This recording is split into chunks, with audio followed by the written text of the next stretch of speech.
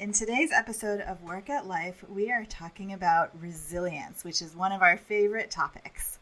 Our special guest is Annie Leib, founder and CEO of Annie Leib LLC, an executive coaching firm who has a really interesting framework for us to think about. Welcome to Work at Life. This is a show for everyone who believes that work should be just as fulfilling as life outside of work, and that the way to get there is through building more human workplaces. I'm Maddie Grant, a culture designer and co-founder of a culture consulting firm called Propel, and I'm your co-host alongside my fabulous friend Sonia Lucina, an organizational psychologist heading up the workforce division at Question Pro.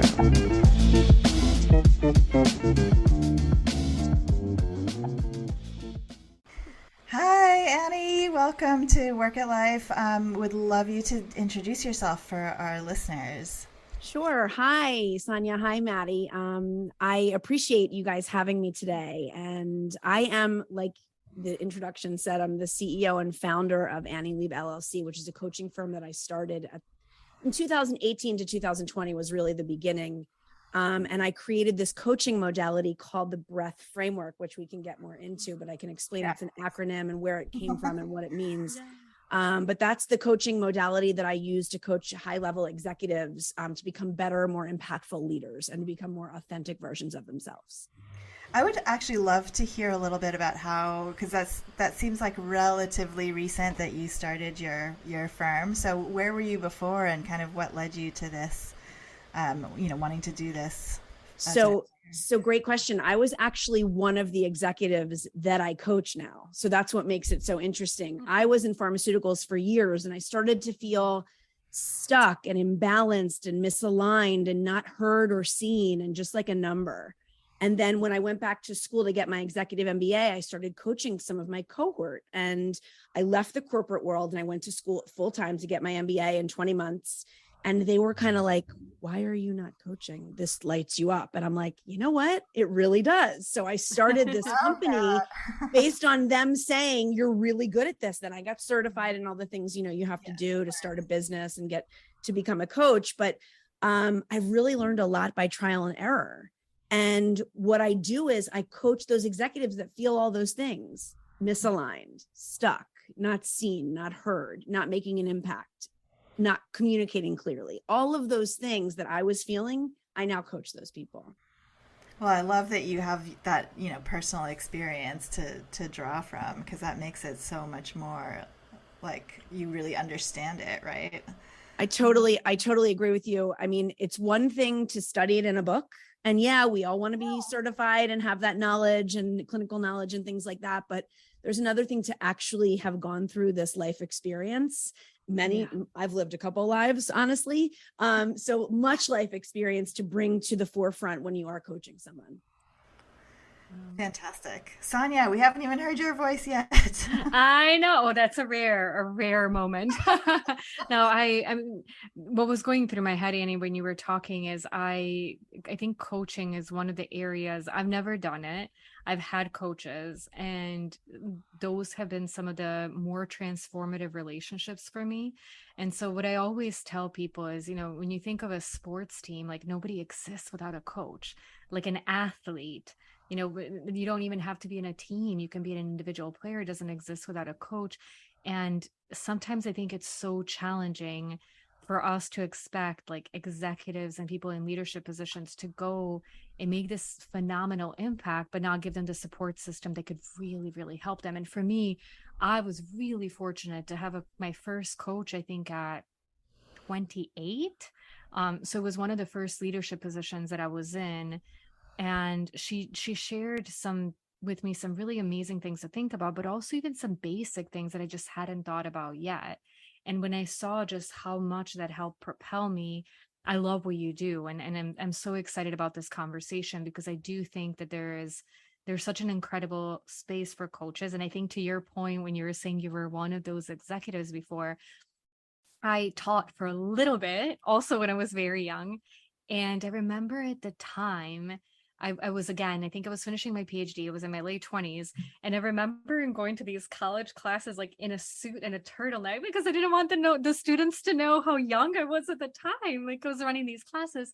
And when I did my reviews, at the end, like one of the most frequent comments was like, wow, we really enjoyed your class because you pulled in so much practical experience. And, I just thought like, well, there are a good number of professors that go into the field without ever really like having had a corporate job. And so they're probably brilliant researchers. They're doing really great things, but it's hard for them to relate maybe some of the real life situations because they just weren't in that before. And so I saw how for me, even the limited experience I had at the time, how much it resonated with the people I taught. So anyways, I was really silent. And I said, like I mentioned, it's a rare occasion because I was just really taking it in and getting even more excited about our conversation. So tell us about your framework. Tell us what does it stand for? How did you come up with it? So, great story, by the way. So in 2014, 2015, I was at one of the lowest points of my life. I was signing my divorce papers and I look over on the wall and like, I'm thinking everything is gone now, right? And I have 2 little kids and things are just a mess. And I look over on the wall and there's a Ralph Waldo Emerson poem that says something about breath. And I'm like, you know what? You can take everything from me. You can strip me of everything, but you can't take my breath. And I turned around on my heel and I went to Center City, Philadelphia, and I wrote on a napkin the word breath in my writing, and I got it tattooed on my hip, really small. And now I was like, yeah, it meant a lot to me, right? So fast forward, I claw my way back to life. Basically, I become this really amazing mom. I understand what partnership is. I understand why my relationship didn't work. And I sort of, like I said, I went back to school in 2018 and I'm like, I don't want to be in pharmaceuticals anymore. I want to really be an entrepreneur and do my own thing. And I want to coach. And I have to figure out a way to funnel what I've learned into some sort of modality to coach with. And I thought to myself, breath. Okay, I'm going to make this an acronym. So B is for begin where you are. R is reclaim your power. E is excavate your core values. A is allow. T is through. And H is heal. And I take people on a curriculum from their begin all the way to their heal. And when I say heal, I mean a place of just what we were talking about: alignment, resilience, impact, fulfillment, happiness, contentment, all the things that are missing when you're sort of on that treadmill of life or that hamster on a wheel. And that's exactly the curriculum that I went through in my life. So I sort of mirror that as I'm coaching. Wow, I love it.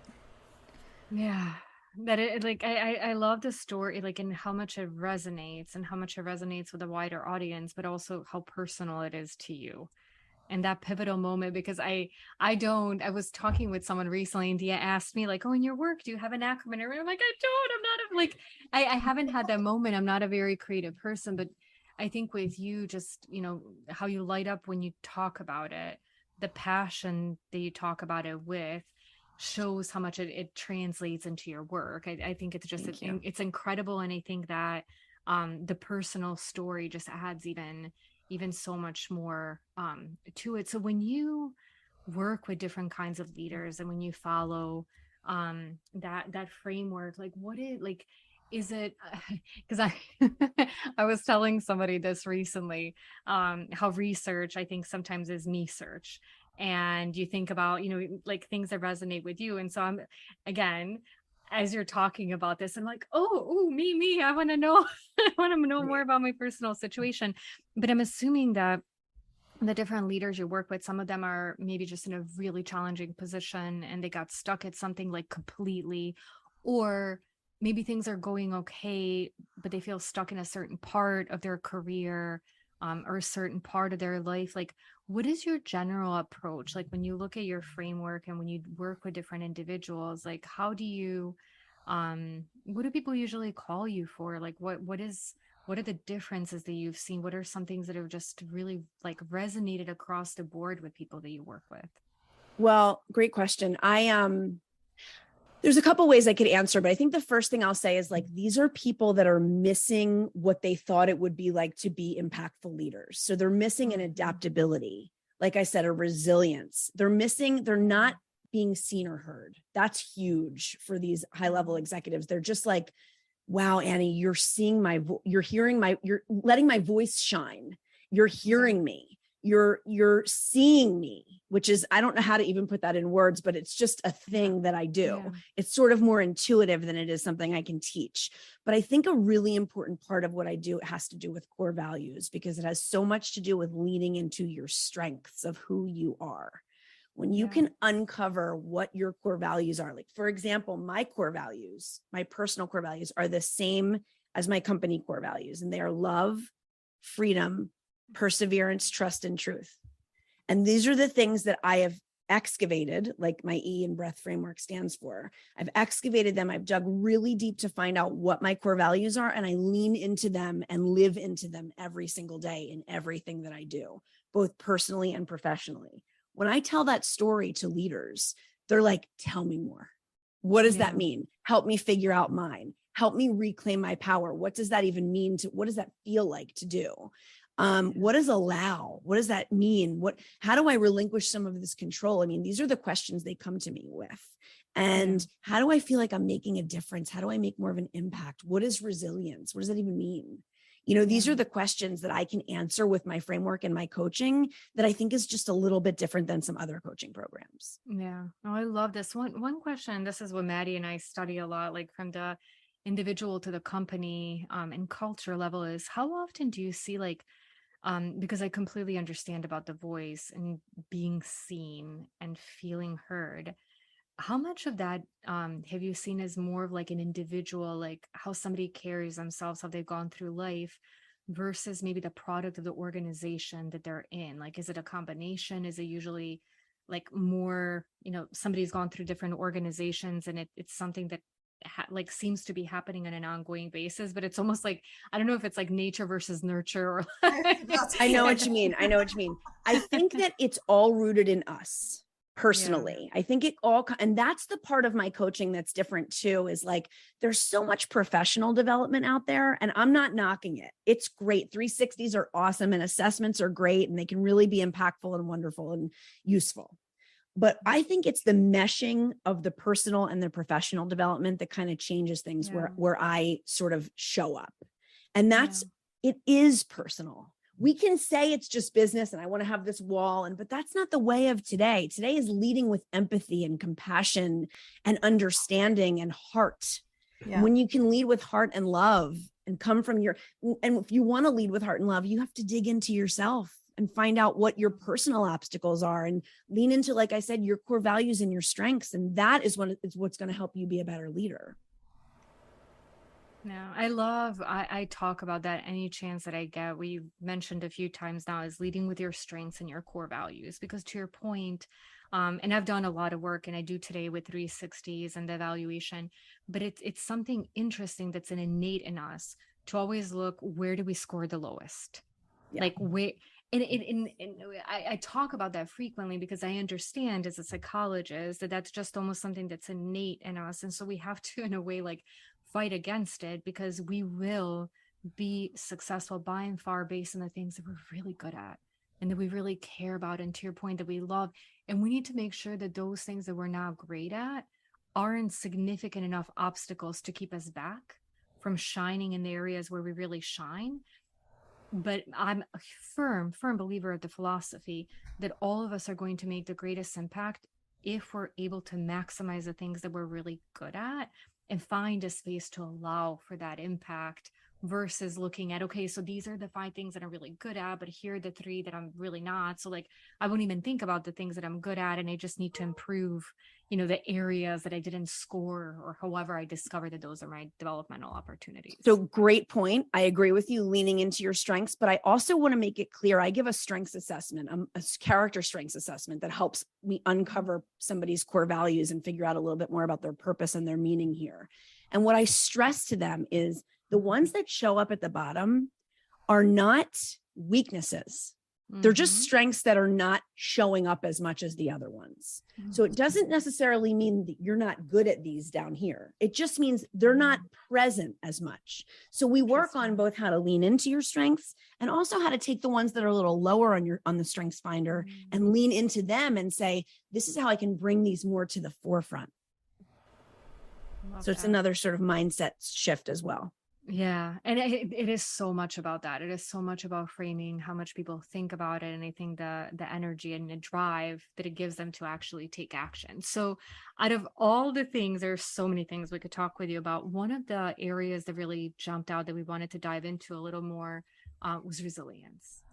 Because man, like I feel like even any time that's been important after the last 2 years that we've lived through, I feel like people are like, okay, what didn't kill me is going to make me stronger, but how do I do it? How do I really persevere? So before we share our data point, we just wanted to ask you, like, how would you define resilience? Like, why do you think that's important for leaders and for people in general to have? By the way, sidebar, if you hear a loud snoring, what sounds like a loud snoring man, it's my pit bull who's in my office laying right here. He's snoring so loudly. It's so embarrassing. I mean, I can, it's like, if you don't hear him, I don't know. So that's what that sound is. In case somebody's like, is someone in the office with her, like snoring? Yeah, it's my dog. So resilience. So when I think of resilience, I think of two things. I think of elasticity. That's a word that comes to mind. You can think of like a rubber band and boinging back, right? Like that's what resilience is to me in a picture. The second thing I think of that helps me understand resilience rather than just defining it in words are kids.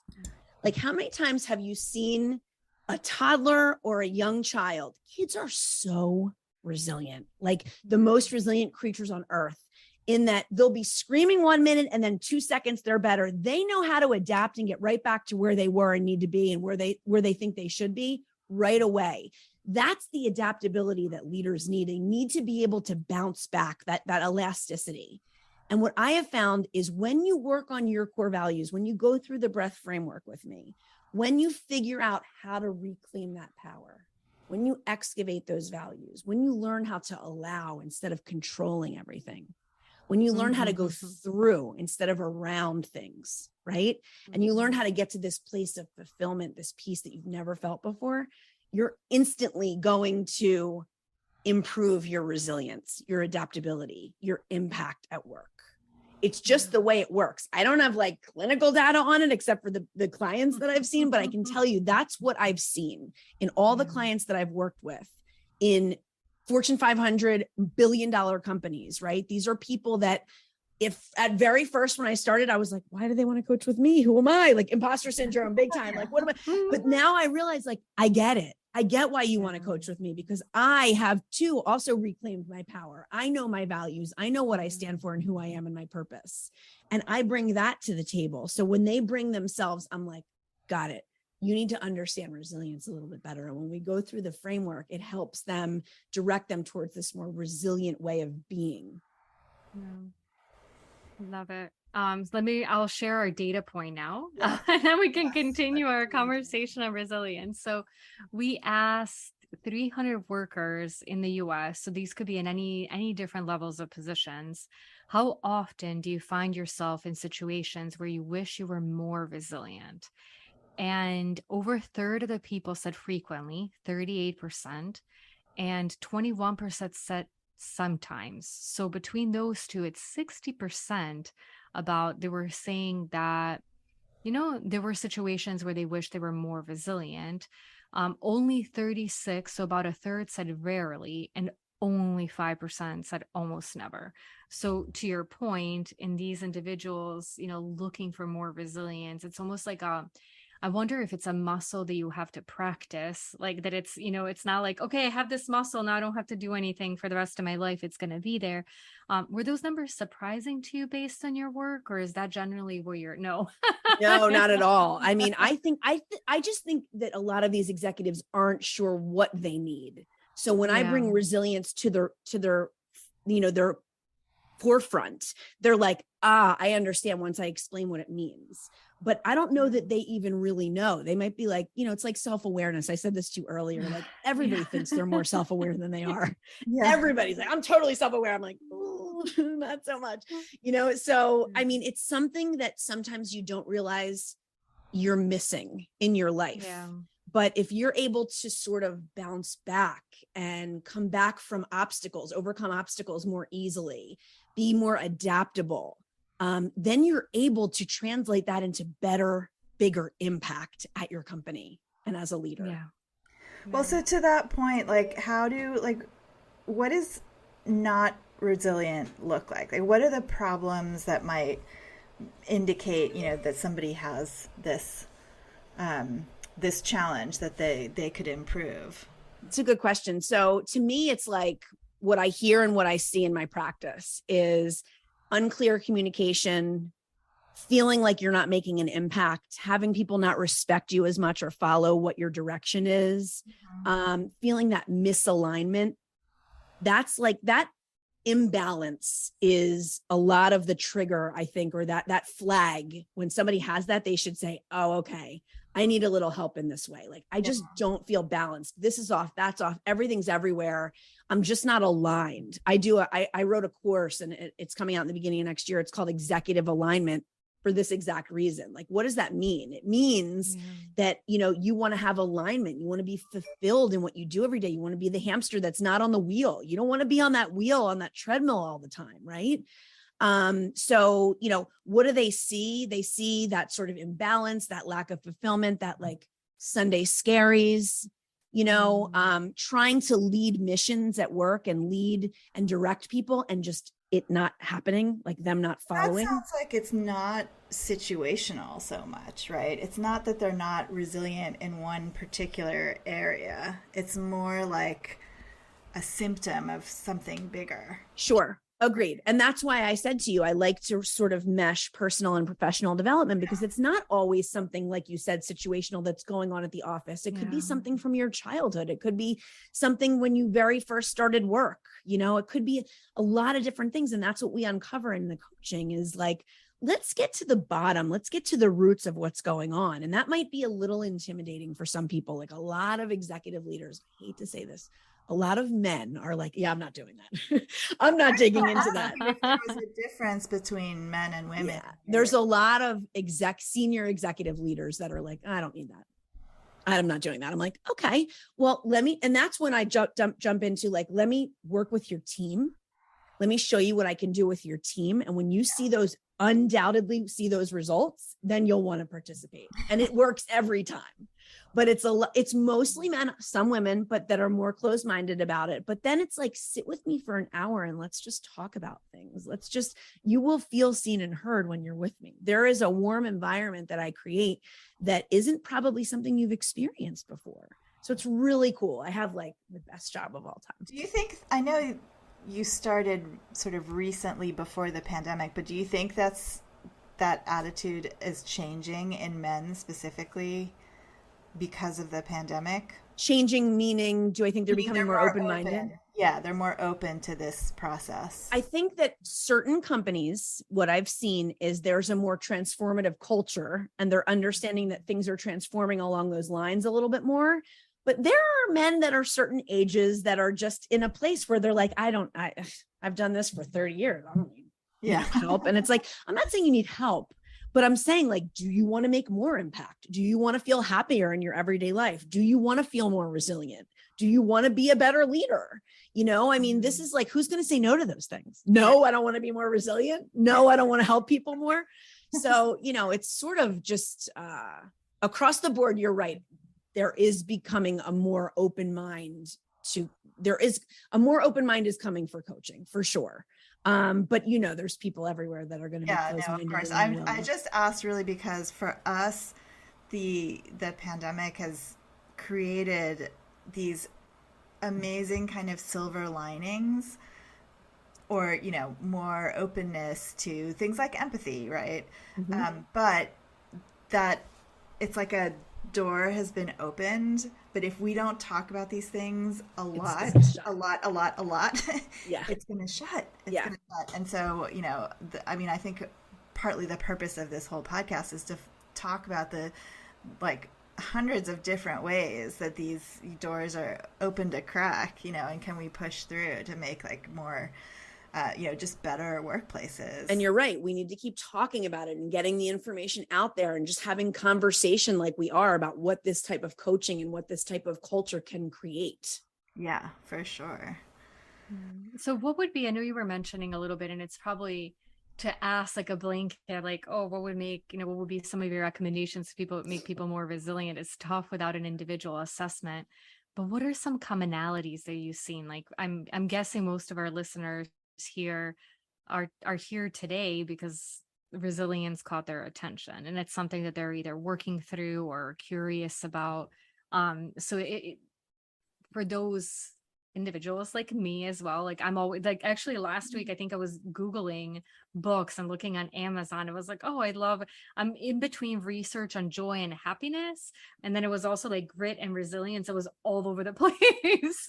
But what would be some, like, whether it's different material, whether it's just things that somebody can maybe self-reflect or have a conversation about somebody else, or like you were mentioning a couple of situations where you're like going through it and center around it, like just even some more general recommendations for our listeners. So number one, don't be opposed to journaling.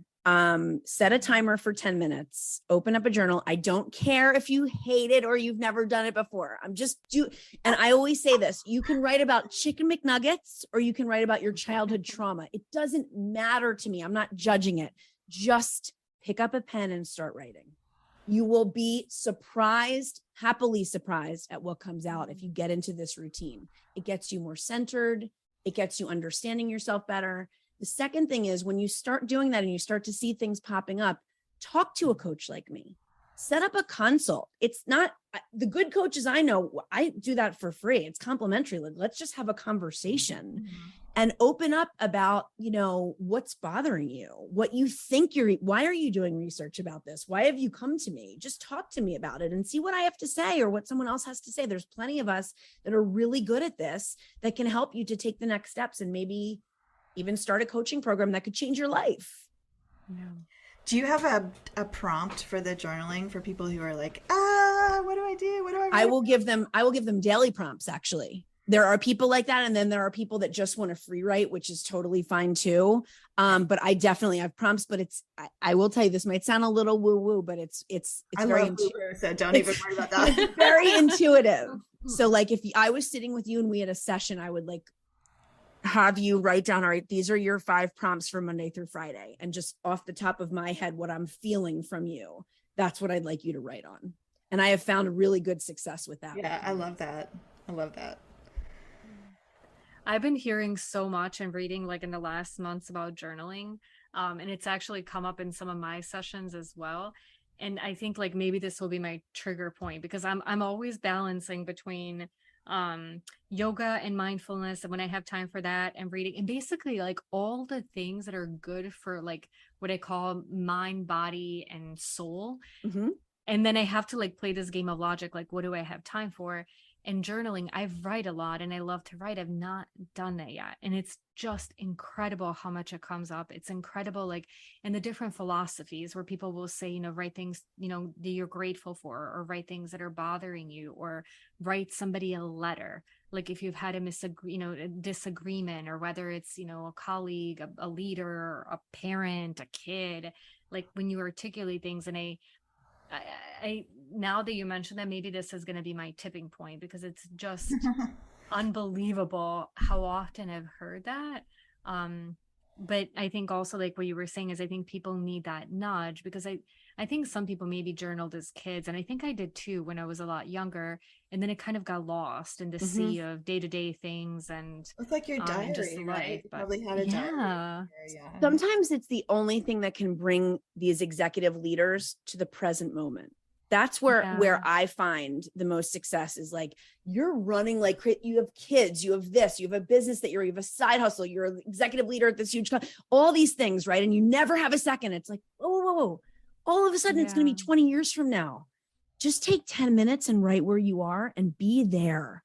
Light a candle, sit in a room, like make it your 10 minutes. And I'm telling you, transformation will begin. Wow. I love that. I'm looking at the notebooks next to me and thinking, which one should I write it? Which one's going to be the lucky winner that I can start writing in? Yes, my advice would be don't overthink, because that's what I think a lot of exactly people do. Like, just sit and write, and there's no wrong. No one's judging you. No one's shaming you. Just write. and try to make it a habit. Right? It doesn't have to be a journal. It doesn't have to be like a huge blank. No, it can be just you just getting some of your stuff. It's like, I call it a mind dump. Like, just dump it out of your head and onto paper. It's freeing. And freedom is like my thing. That's like my overarching core value. I love freedom. It's like written on my arm. I did get bolder. See, the first tattoo, I was scared to death my dad was going to find out. And now I have tattoos, and they're all my core values all written all over me. I'm like, if he sees, I might get in trouble, but I'm 43 years old. Like, what's he going to say? You know? So I got more bold as the years have gone by. Oh my goodness. The other day I had a sticker bumblebee for my son, like the stick-on tattoos. I don't have a single one on my body, which probably, like, for Maddie, who knows me pretty well, is not surprised at all. But like, as I'm like learning myself better and getting bolder and understanding what my core values are, maybe I'll also have to hide it, because I think anybody that knows me would probably be very surprised. Me too. I mean, but listen, as a Jewish person, it's sort of like, you're not supposed to, the rule technically is you're not supposed to get them. There's like a superstition. You can't be buried in a Jewish cemetery if you have a tattoo. And like, it's sort of like a little bit of a loose kind of rule now. So I'm like, you know what? God understands. I need these on me. I have love and freedom and truth in Hebrew on me. I'm like, they get it. Everybody will understand. This is what reminds me of who I am every day. And they were the most empowering things I've ever done for myself. Yes, I agree. I have some too, which I won't go into because my mom listens to this. Yeah, see? You see? You're the same as me. So on that note, I think we're just about out of time. And before we go down the deep rabbit hole of tattoos and how awesome they are, Annie, do you have like a last thought for our listeners just as we close out today's episode? That's a lot of pressure, Maddie. Okay. So my last thought is journal. So that's one journal. But my last thought is, it doesn't matter how old you are. You can still become the person that you want to be.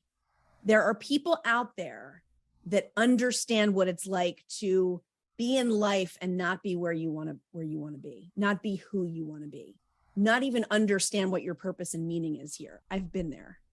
And I can tell you that if you reach out to the right people and do the right work, you will have a transformative experience in your life. And who doesn't want that? Exactly. I love it. Thank you so much. Thank you, girls. It was great to be with you, ladies. It was awesome. Thanks for having me. Thank you. Thank you, Annie. Oh, it was incredible. Thank you so much for coming. Thanks for having me.